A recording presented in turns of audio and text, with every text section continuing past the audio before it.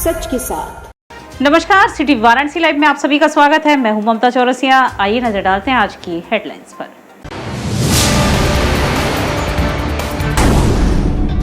ज्ञानवापी को लेकर वाराणसी कोर्ट का बड़ा फैसला। ज्ञानवापी से संबंधित एक साथ सुने जाएंगे सभी 7 केस।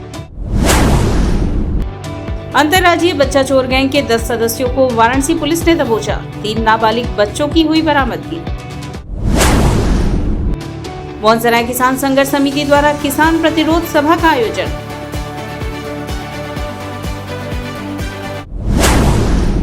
और गुरु अर्जन देव महाराज का मनाया गया शहीदी दिवस। नगर में जगह जगह शीतल जल का हुआ वितरण। और अब खबरें विस्तार से। ज्ञानवापी मामले को लेकर कोर्ट का बड़ा फैसला आया है। ज्ञानवापी से संबंधित 7 केस की सुनवाई एक साथ होगी। जिला जज डॉक्टर अजय कृष्ण विश्वेश्वर की अदालत ने सोमवार को ज्ञानवापी से जुड़े 7 मामलों की सुनवाई एक साथ एक ही अदालत में किए जाने संबंधित स्थानांतरण आवेदन को स्वीकार कर लिया। जिला जज ने आदेश में स्पष्ट किया है कि जब सभी मामले स्थानांतरित होकर जिला जज की अदालत में आ जाएंगे तब देखा जाएगा कि सभी मामले एक साथ सुने जाएं, योग्य हैं या नहीं। अदालत ने धारा 24 के द्वारा विशेष अधिकार का प्रयोग करते हुए समेकित करने का आदेश दिया है। ज्ञानवापी से जुड़े श्रृंगार गौरी वाद की महिला वादिनियों लक्ष्मी देवी, रेखा पाठक, सीता साहू व मंजू व्यास ने जिला जज की अदालत में प्रार्थना पत्र देकर 7 मामलों की सुनवाई एक साथ एक ही अदालत में करने की मांग की थी। इस पर जिला जज की अदालत ने सोमवार को आदेश पारित किया है। जिला जज के 19 पेज के आदेश में कहा गया है कि जिन अदालतों में मामले लंबित हैं उन्हें जिला जज की अदालत में स्थानांतरित किया जाता है।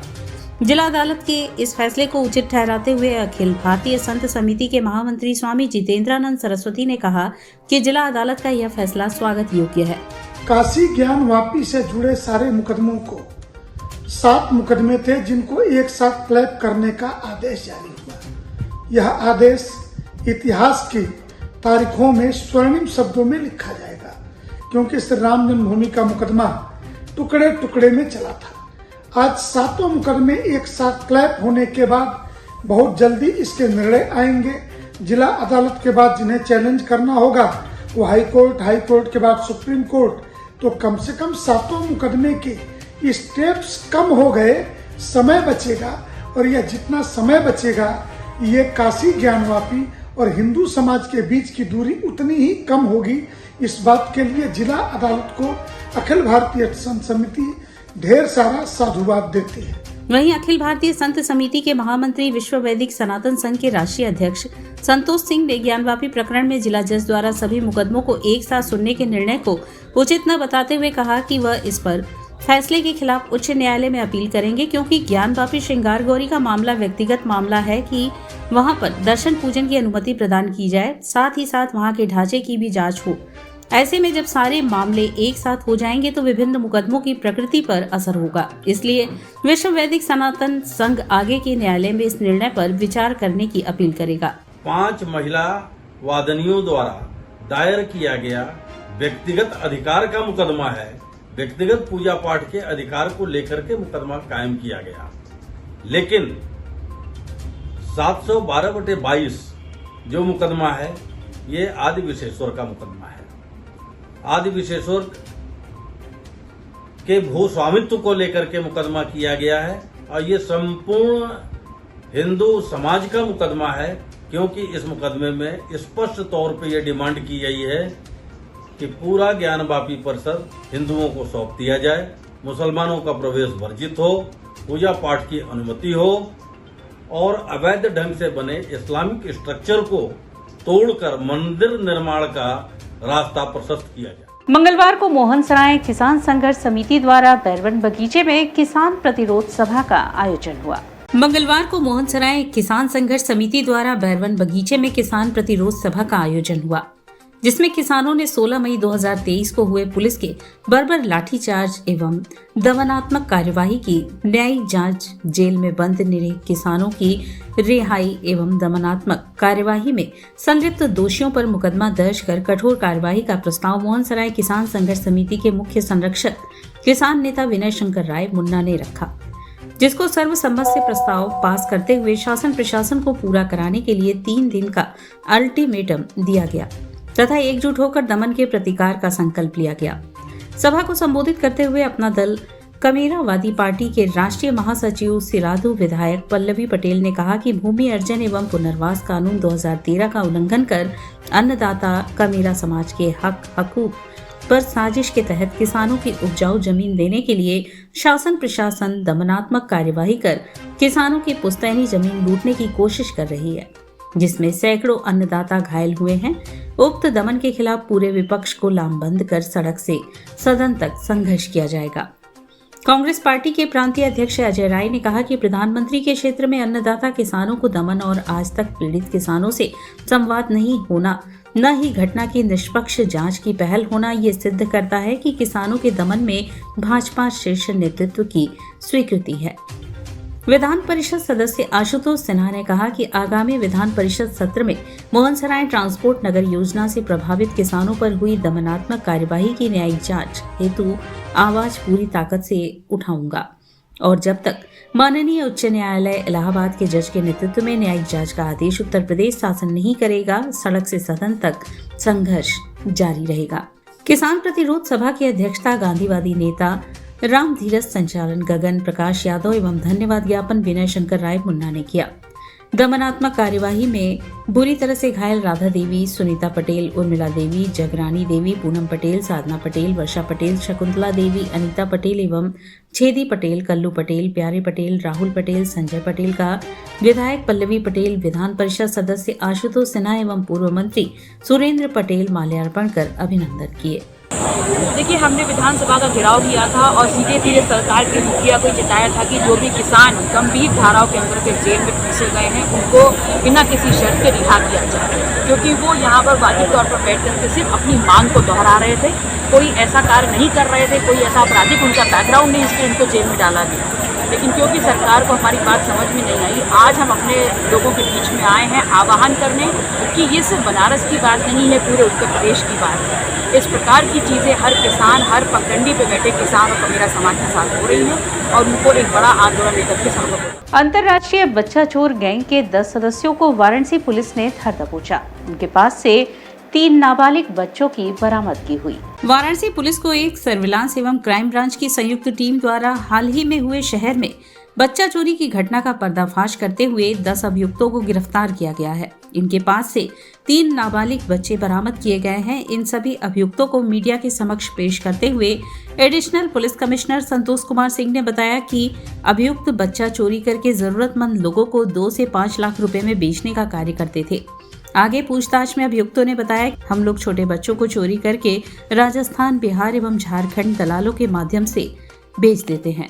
पूरी टीम ने डीसीपी काशी के नेतृत्व में, हमारे दोनों एडिशनल डीसीपीज के नेतृत्व में, सर्विलांस की टीम और बनारस की टीम गठित करके सीपी साहब ने बहुत ही माइन्यूट तरीके से इसका परीक्षण करते हुए और सुपरविज़न करते हुए टीम को लगाया और आज उसी के परिणाम स्वरूप एक बहुत शातिर गैंग पकड़ा गया है।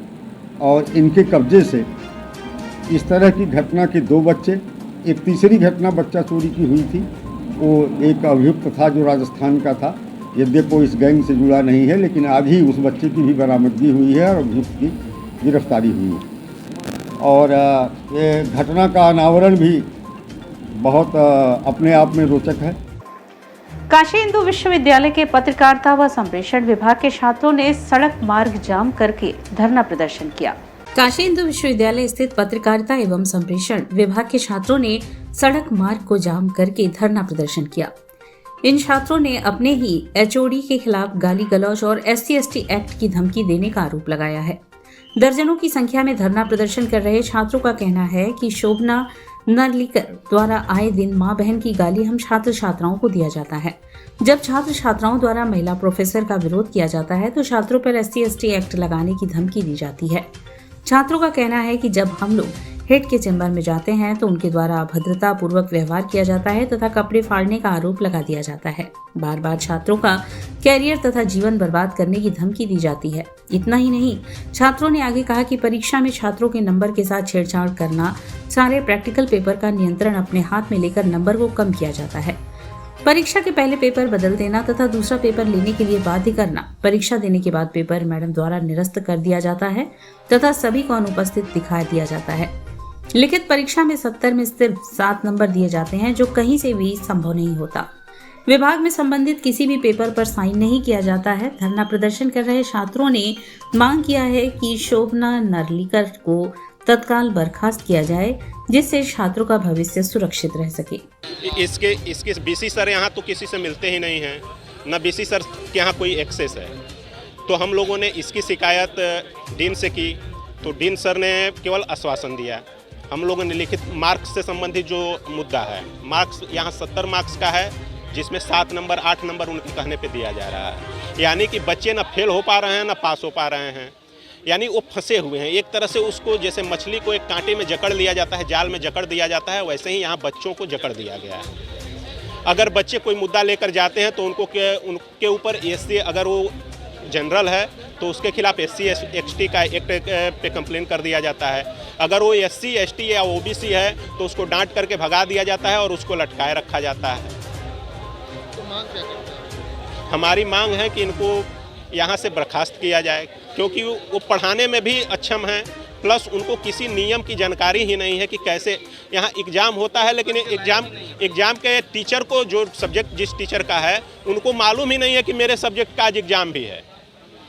इसके अलावा जितने भी कमेटी होती है, सब में उनका पहला नाम है। यानी कि वो सब पावर को अपने ऊपर ग्रैब करके रखी हुई है, बांध करके रखी हुई है। ना टीचर उनसे कुछ कह पाता है या कर पाता है, ना स्टूडेंट कुछ कह पाता है, कर पाता है। और यहाँ वक्त उछला है एक छोटे से ब्रेक का। मिलते हैं ब्रेक के बाद। वाराणसी लाइव सच के साथ। I am a student of Jeevandeep Mahavidyalaya. I am proud of Mahavidyalaya for excellent faculty, best support and best infrastructure and best place. I am a student of Jeevandeep Mahavidyalaya. I am proud of Mahavidyalaya for excellent faculty, best support and best infrastructure and best place. I am a student of Jeevandeep Mahavidyalaya. I am proud of Mahavidyalaya for excellent faculty, best support and best infrastructure and best place. Corona virus ने देश में एक बार फिर से रफ्तार पकड़ ली है। ऐसे में जरूरी है कि सभी लोग पूरी एहतियात बरतें। घर से बाहर निकलते समय मास्क का सदैव प्रयोग करें। समय समय पर हाथों को सैनिटाइजर से सैनिटाइज करें। ज्यादा भीड़ भाड़ वाली जगहों में जाने से बचें। 2 गज की दूरी का पालन करें। स्वस्थ रहें, सुरक्षित रहें। जनहित में जारी वाराणसी लाइव। वाराणसी लाइव सच के साथ। और ब्रेक के बाद पुनः आपका स्वागत है। जगत गुरु शंकराचार्य स्वामी अभिमुक्तेश्वरानंद महाराज जी का धर्म सभा व प्रवचन कहने हेतु मध्य प्रदेश छिंदवाड़ा प्रस्थान हुआ। जगत गुरु शंकराचार्य स्वामी अभिमुक्तेश्वरानंद सरस्वती जी महाराज काशी से सड़क मार्ग द्वारा छिंदवाड़ा मध्य प्रदेश में धर्म सभा व प्रवचन करने हेतु प्रस्थान कर गए। पूज्य शंकराचार्य जी महाराज के प्रस्थान का खबर पाकर सुबह से शंकराचार्य घाट स्थित श्री विद्या मठ में भक्तों की भारी भीड़ लग गई थी। डॉक्टर गिरीश चंद तिवारी के नेतृत्व में ग्लोरियस एकेडमी के बच्चे भी प्रस्थान के समय पूज्य महाराज के दर्शन पूजन हेतु पहुंच गए थे। प्रस्थान के समय पूज्य शंकराचार्य जी महाराज को संतों व भक्तों ने सजल नयनों से भावपूर्ण विदाई दी और पुनः शीघ्र काशी आने हेतु प्रार्थना निवेदित किया। प्रस्थान के समय पूज्य शंकराचार्य जी महाराज, धर्म सम्राट करपात्री जी महाराज व ब्रह्मलीन द्वैपीठाधीश्वर जगत गुरु शंकराचार्य स्वामी स्वरूपानंद सरस्वती जी महाराज के लंबे समय से अस्वस्थ कृपा पात्र शिष्य पंडित संपूर्णानंद तिवारी जी के 80 स्थित आवास पर जाकर उनका कुशल क्षेम जाना व उनके शीघ्र स्वस्थ होने हेतु अपनी मंगल कामनाएं संप्रेषित की। प्रस्थान के समय साध्वी पूर्णांबा दीदी, साध्वी शारदांबा दीदी, प्रेस प्रभारी संजय पांडे, डॉक्टर गिरीश चंद तिवारी, परमेश्वर दत्त शुक्ल, रमेश उपाध्याय, विजया तिवारी, यतीन्द्र चतुर्वेदी, सतीश अग्रहरी, सत्यप्रकाश श्रीवास्तव, आशीष गुप्ता, किशन जायसवाल, विवेक पांडे, राकेश पांडे, ब्रह्मचारी, परमात्मा नंद, रविंद्र मिश्रा, रामचंद्र सिंह, कृष्णा पराशर आदि लोग सहित भारी संख्या में संत व भक्तगण उपस्थित थे। गुरु अर्जन देव महाराज के शहीद दिवस पर शीतल जल का लोगों के बीच में वितरण किया गया। गुरु अर्जन देव महाराज के शहीदी दिवस पर घबिल का लोगों के बीच में वितरण किया गया।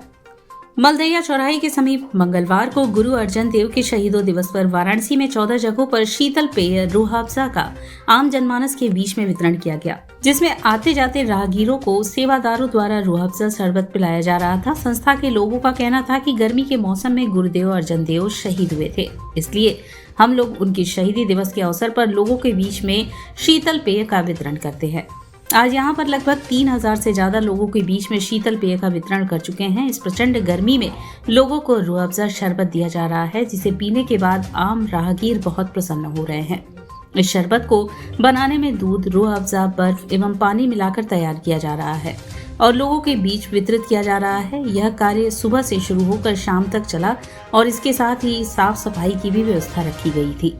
जो भी लोग शरबत का सेवन करने के बाद ग्लास को वहां पड़े डस्टबिन में नहीं डालते हुए नजर आए। इस कार्य में मुख्य रूप से जसबीर सिंह जुनेजा, रंजीत राजपाल, ईशू बग्गा, परमजीत बगरिशी माखीजा, कवलजीत सिंह अन्य लोग भी मौजूद रहे। अर्जन देव जी की आज शहीदी हुई थी। उस उपलक्ष्य में हम लोग ये करते हैं क्योंकि उनकी शहीदी गर्मी में हुई थी। इस वजह से हम लोग आम पब्लिक को ठंडा ठंडा शरबत पिलाते हैं। लोगों का क्या कहना है इस तरह का? लोग बहुत ही खुश होते हैं कि इस प्रचंड 44 डिग्री में अगर उनको ठंडा शरबत मिले तो उससे अच्छा उनके लिए क्या है।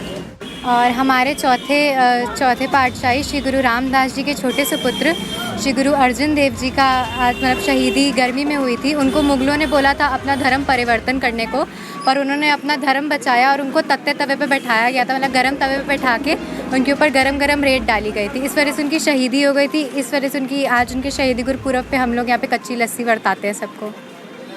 ये किस तरह का प्रोग्राम है, कितने देर तक चलेगा आप लोग को? ये सवेरे शुरू होता है और जब तक कच्ची लस्सी ख़त्म नहीं होती तब तक हम लोग सेवा करते रहते हैं। लगभग कितने लोगों को अब तक अभी तक वितरण हो चुका है? 3000। आगे और कार्यक्रम गर्मी भी बहुत ज़्यादा है, उसको देखते हुए लोग क्या कह रहे हैं पीने के बाद?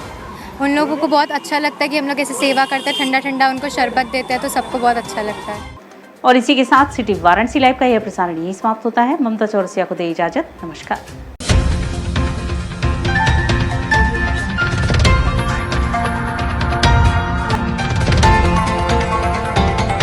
वाराणसी लाइव, सच के साथ।